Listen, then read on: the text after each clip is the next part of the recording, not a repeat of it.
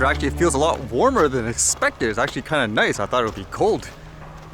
And what's going on today? How about this one, where apparently there's these reports saying that here in Canada, our drone tech per se is going to places like Russia during things like the war. It says Canada probing reports that BC-based company's drone tech ended up in Russia, Blair says. Skycope Technologies denies violating sanctions by selling tech to Russian university.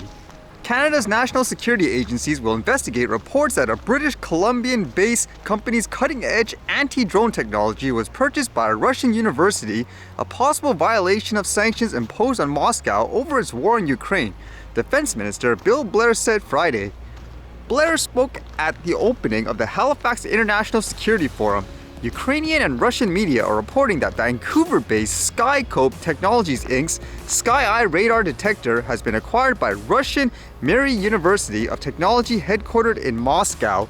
In a statement published online in response to the media reports, the company vehemently denied the suggestion that it had violated the embargo.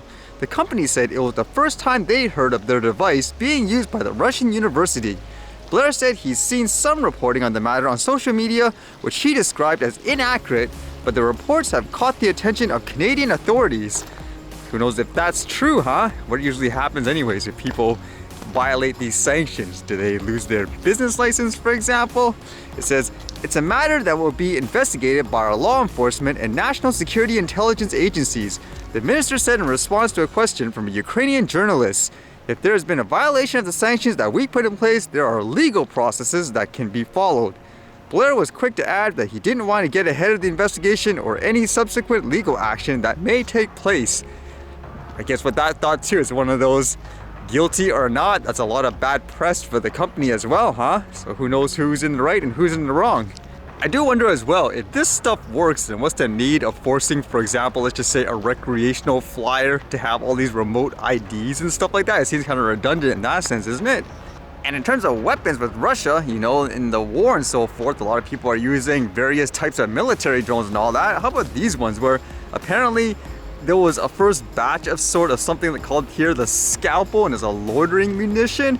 And you can see there's a video and stuff like that. And the rough translation here says, the first batch of scalpels is ready for use. This product is an analog of the Lancet, but now and then it will be inferior to the Lancet in some technical parameters. This is a necessary price for greater availability. The Lancet is a good product and the team that makes it are cool guys. These are rough translations again, saying, but there are not enough Lancets, that's a fact.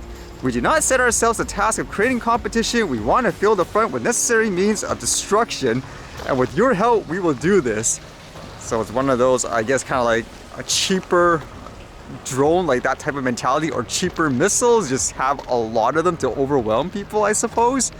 Either way, lots of places are getting tech from various places, whether or not they're developing it themselves, who knows, but there's money to be made, I guess, for these companies when it comes to war and stuff, correct? And then there was the other piece of news I was reading a lot where apparently it dealt with that January 6th incident in the US where people, I guess, went to the White House, and some people were saying, for example, it was a huge disaster. It was so threatening, for example, where some were arguing it wasn't that bad. Well, apparently they're releasing all these videos like publicly, I guess security cameras of the incident, and with that it's generating, I guess, kind of mixed opinions now, because some people are looking at this and saying, well, what's so, like, for example, violent about this? There's a bunch of people walking there, like police and stuff are actually guiding people. So in making this publicly available, I guess people will be scrutinizing this now. I thought it was kind of interesting too, because it says on the actual, I guess, page, the official, I guess, government ones, it says created September 6, 2023, modified September 7, 2023. So it's not very, I guess, recent. Like, it wasn't recent in the sense of they just released it yesterday, but for some reason I guess they announced it, they did it publicly. And as well, to my knowledge, not everything is there at the moment, and at the same time it's not literally everything too, so that's raising some kind of, I guess, skepticism from a lot of people as well. Will you go through like all of this if you were interested in the topic, for example? Thousands of hours of video footage? To me, it'd be kind of fascinating to see what comes out of this anyways.